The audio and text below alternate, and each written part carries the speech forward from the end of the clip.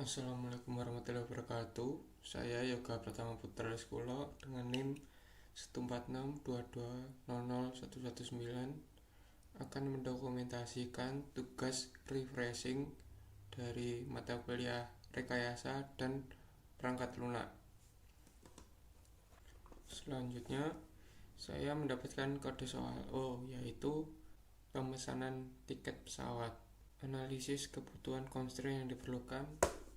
Yang pertama adalah tanggal keberangkatan dan kedatangan yang diinginkan. Selanjutnya, jam keterberangkatan dan kedatangan yang diinginkan. Yang ketiga adalah durasi penerbangan dari bandara asal dan tujuan penerbangan. Yang keempat adalah preferensi penerbangan langsung atau melalui transit. Selanjutnya adalah maskapai penerbangan yang disukai atau dihindari. Selanjutnya, kelas layanan yang diinginkan, yakni terdapat 3 kelas layanan: ekonomi, bisnis, dan first class. Selanjutnya, total harga tiket yang harus dibayar. Selanjutnya, metode pembayaran yang diinginkan, misal kartu kredit, transfer bank, ataupun e-wallet. Yang terakhir, mata uang yang ingin digunakan untuk pembayaran.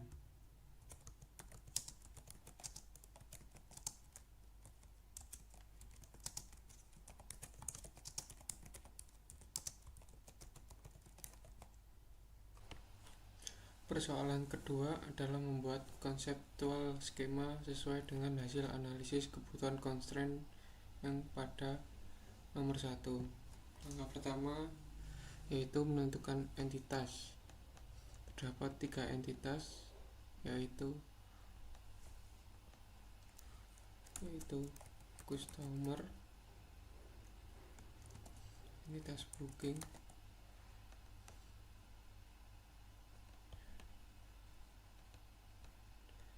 dan juga entitas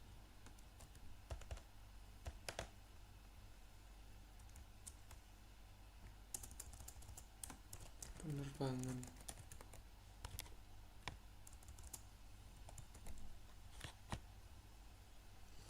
Langkah kedua yaitu mengisi atribut pada setiap entitas. Mulai dari customer dulu, yaitu ada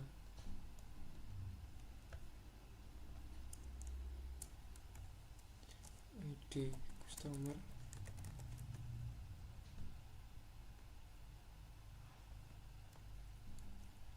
selanjutnya ada nama,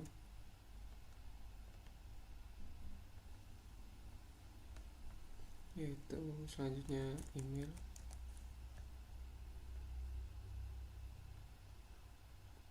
selanjutnya nomor telepon,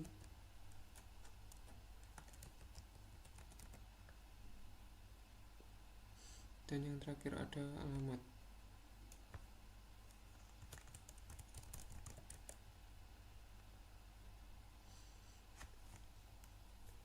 Entitas penerbangan memiliki atribut sebagai berikut: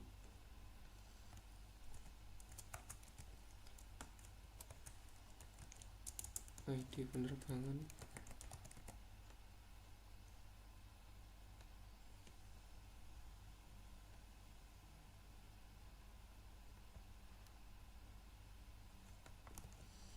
selanjutnya ada maskapai,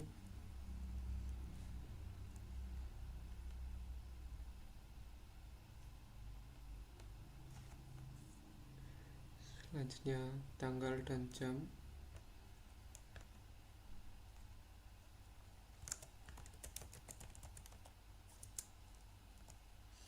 tanggal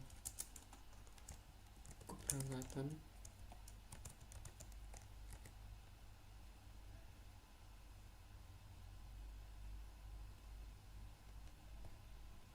ganti dengan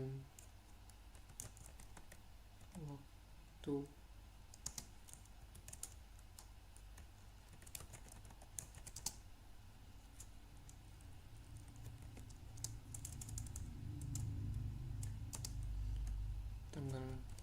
penerbangan.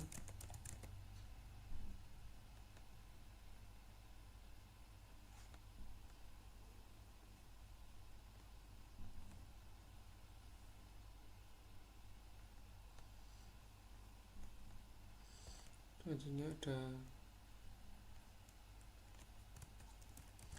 kelas layanan.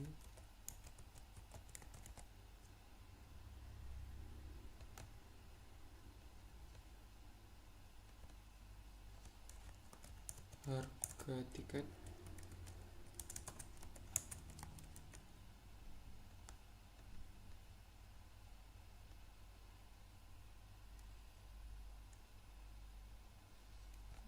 Yang terakhir ada status penerbangan.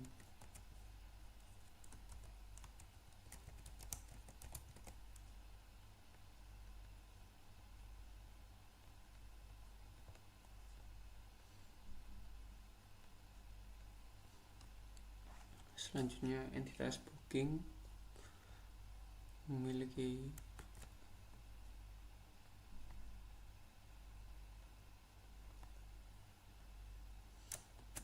ID booking,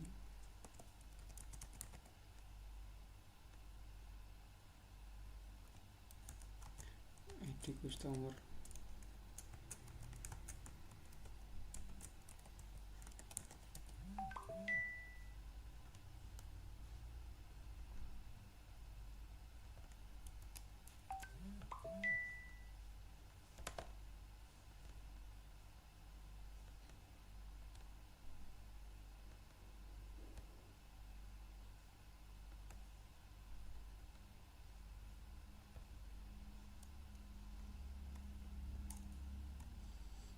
ID penerbangan.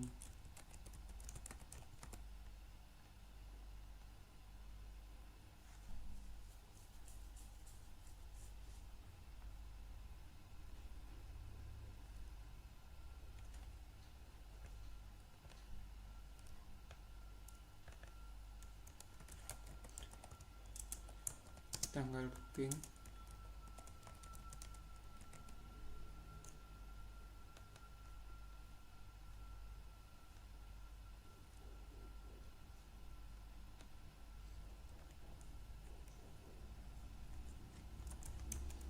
harga tiket,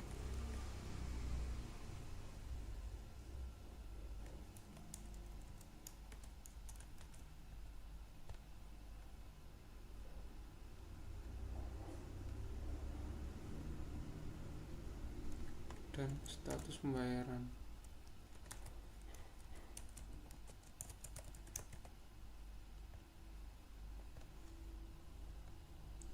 Langkah ketiga yang terakhir yaitu memberikan relasi antar entitas.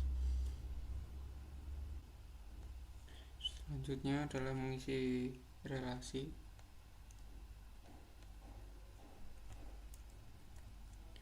Yang pertama adalah customer dengan booking, yaitu customer membuat pesanan.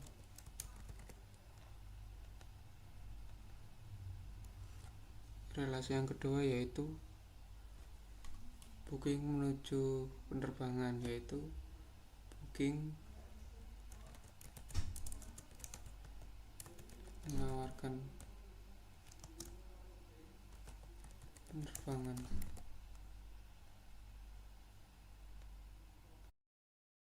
Nomor 3 yaitu merealisasikan skema konseptual ke dalam DBMS MySQL. Saya pertama-tama membuat database bernama pemesanan penerbangan, kemudian membuat 3 tabel, yaitu sebagai berikut. Ada tabel customer, tabel penerbangan, dan tabel booking. Tiap tabel wajib memiliki primary key. Setelah 3 tabel dibuat, sekarang memasukkan 25 data sampel pada setiap tabel. Ini tabel customer, tabel penerbangan, dan tabel booking.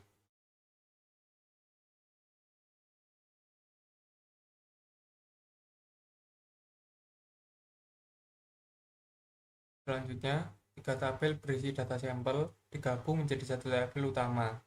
Kali ini saya menggunakan inner join untuk memilih data yang memiliki nilai yang cocok di ketiga tabel tersebut. Berikut ini adalah hasil inner join. Selanjutnya, menganalisis kemungkinan adanya anomali. Yang pertama, ada nilai kosong pada kolom nama customer di tabel customer. Kedua, nilai duplikat pada kolom ID customer di tabel customer. Yang ketiga, ada nilai harga tiket yang tidak valid di tabel penerbangan. Setelah menganalisis anomali yang ada, selanjutnya membuat trigger untuk mencegah terjadinya anomali. Yang pertama adalah trigger untuk mencegah nilai nol pada kolom nama customer di tabel customer.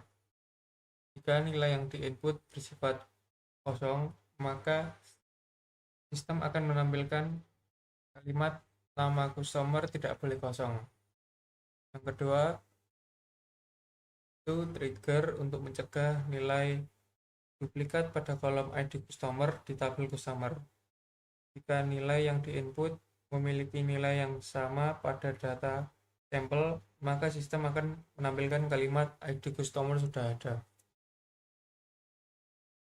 Yang ketiga adalah trigger untuk mencegah nilai harga tiket yang tidak valid di tabel penerbangan. Apabila harga yang diinput menjadi negatif, maka sistem akan menampilkan kalimat harga tiket tidak boleh negatif. Berikut ini adalah contoh simulasi dari trigger yang pertama. Akan menampilkan nama customer tidak boleh kosong. Contoh yang kedua adalah trigger untuk mencegah nilai duplikat pada kolom ID customer. Akan muncul ID customer sudah ada. Terakhir adalah contoh trigger untuk mencegah nilai harga tiket yang tidak valid.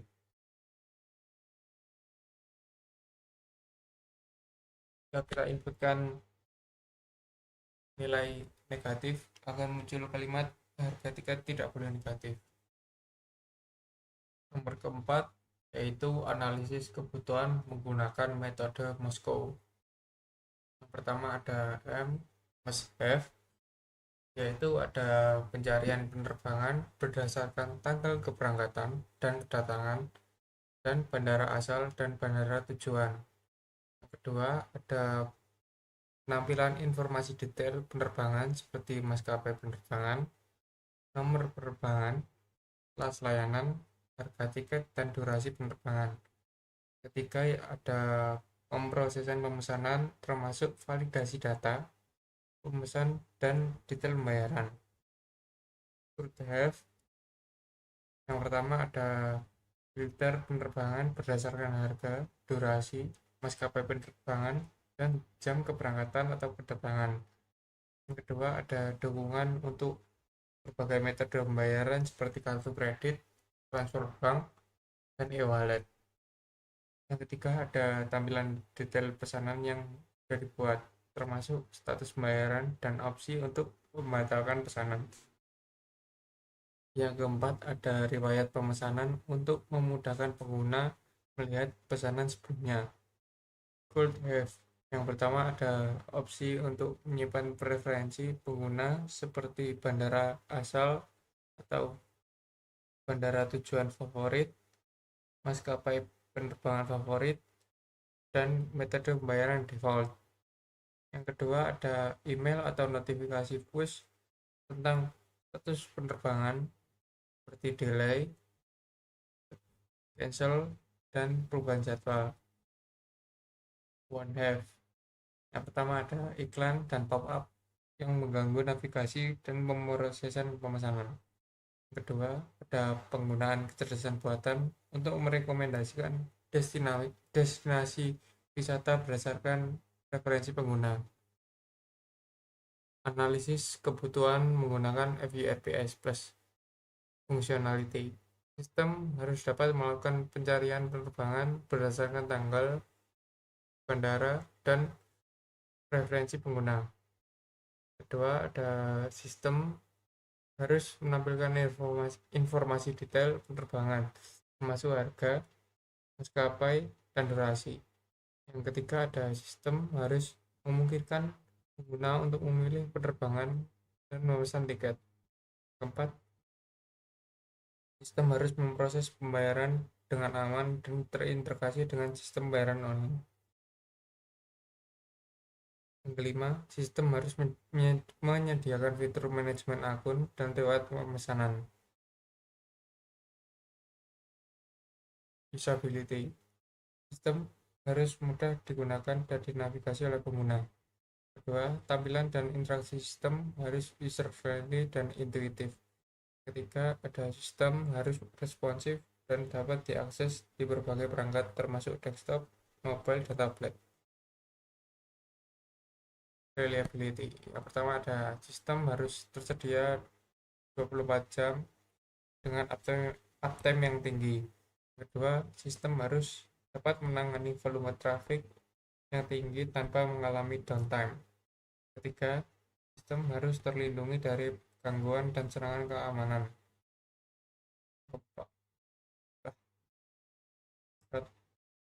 Performance. Sistem harus responsif dan memberikan waktu respon yang cepat. Kedua, sistem harus dapat menangani proses pemesanan dengan cepat dan efisien. Security. Sistem harus melindungi data pengguna yang sensitif, seperti informasi pribadi dan detail pembayaran. Kedua, ada sistem harus menggunakan enkripsi data untuk melindungi informasi saat transit dan penyimpanan. Tiga, ada sistem harus memiliki autentikasi pengguna yang kuat untuk mencegah akses tidak sah. Selanjutnya, plus.